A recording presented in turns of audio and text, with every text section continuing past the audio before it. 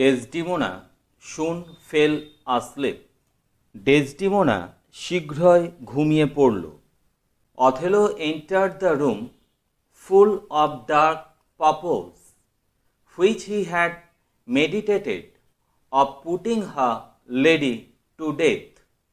Othello তার স্ত্রীকে মৃত্যুদণ্ড দেওয়ার ব্যাপারে মনস্থির করে ফেলেছিল এবং সে অশুভ উদ্দেশ্য সাধনের জন্যই সে ঘরে ঢুকল। When he saw her asleep, he thought he would not shed her blood, but he was resolved that should die, else she would live to betray more as she had done him. যখন Othello ডেসডিমোনাকে ঘুমন্ত অবস্থায় দেখল, সে ভাবল যে সে ডেসডিমোনার রক্তপাত ঘটাবে না, কিন্তু সে দৃঢ় সংকল্প করে রেখেছিল যে ডেসডিমোনাকে মরতেই হবে, নচেত সে বেঁচে থাকলে আরও অনেকের প্রতি বিশ্বাসঘাতকতা করবে, যেমন সে তার প্রতি করেছে। Then he kissed her for the last time, and he wept, but he said they were cruel tears. তারপর অথেলো শেষবারের মতো ডেসডিমোনাকে চুম্বন করল এবং কাঁদতে লাগল, যদিও সে বলল, এই চোখের জল নিষ্ঠুর।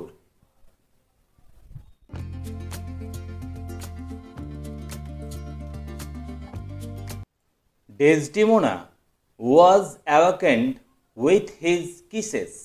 ডেসডিমোনা ওই চুম্বনের স্পর্শে জেগে উঠল।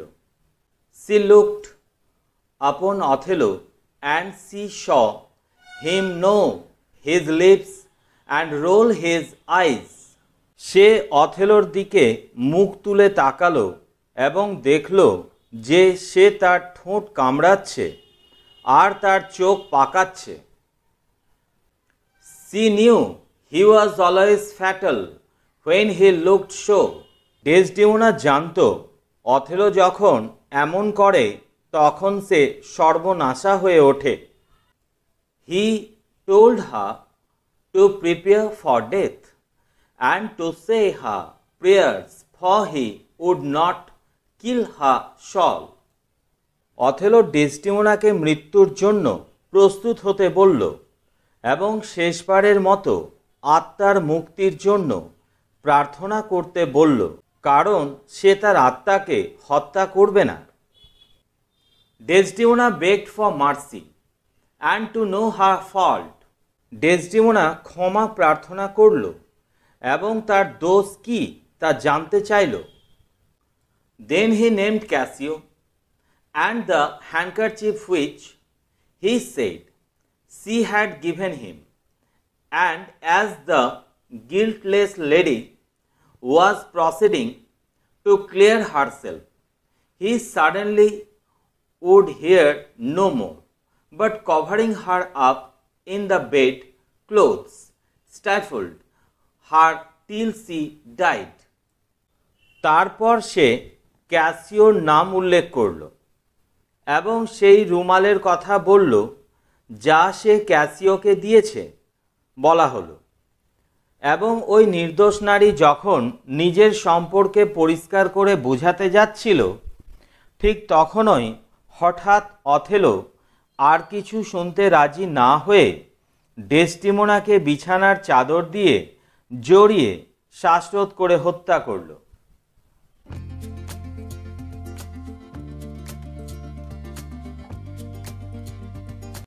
At the same time, Cassio came in, wounded and bleeding.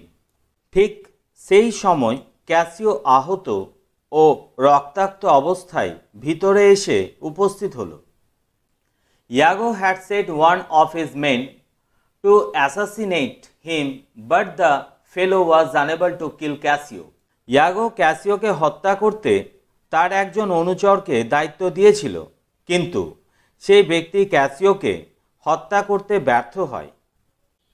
He was killed by Iago to to prevent discovery.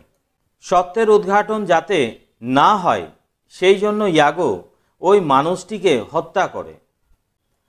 In his pockets were found certain letters which exposed the guilt of Iago and confirmed the innocence of Cassio, who now came to Othello to beg apology and also to ask him the reason why Iago had been employed to murder him.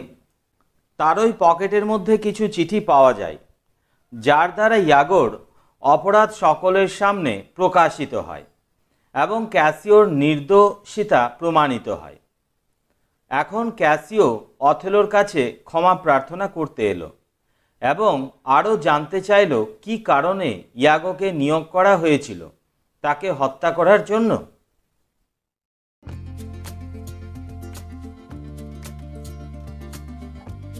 The discovery was like a thunderstruck to Othello, who now felt he was no better than a murderer and that his lady was innocent and faithful.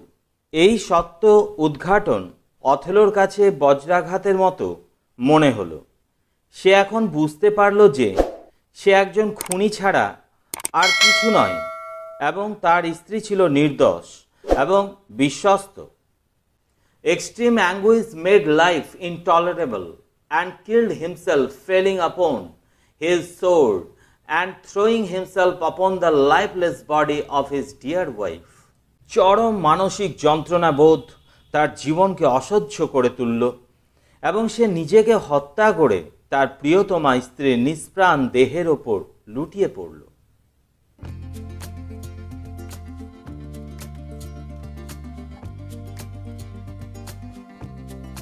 These rash acts raised much passion of horror and amazement among the bystanders. এই সমস্ত বেপরোয়া আচরণ উপস্থিত ব্যক্তিদের মনে তীব্র আতঙ্ক ভয় সৃষ্টি করল। Othello had borne a fair reputation, and until he was wrought upon by the urge of a villain, he was indeed a loving and doting husband. অথেলোর যথেষ্টই সুখ্যাতি ছিল এবং এক শয়তানের চাতুরিতে আক্রান্ত হওয়ার আগে পর্যন্ত সে সত্যি একজন স্নেহশীল প্রেমিক ও বিমুগ্ধ স্বামী ছিল। He had loved Desdemona not wisely but too well. ডেসডেমোনার প্রতি তার ভালোবাসায় বিজ্ঞতা ছিল না, ছিল আবেগের প্রাচুর্য। When he was dead, all his former merits and valiant acts were remembered. যখন সে মারা গেল তার পূর্বেকার গুণগুলি এবং বীরত্বের কাহিনীগুলি সকলে স্মরণ করতে লাগল। Iago was executed with strict tortures and the state of Venice lamented for the demise of their renowned general Othello. ইয়াগোকে চরম যন্ত্রণাময় মৃত্যুদণ্ডে দণ্ডিত করা হলো এবং সমগ্র ভেনিস রাজ্য তাদের প্রখ্যাত সেনানায়কের মৃত্যুতে শোক প্রকাশ করতে থাকলো।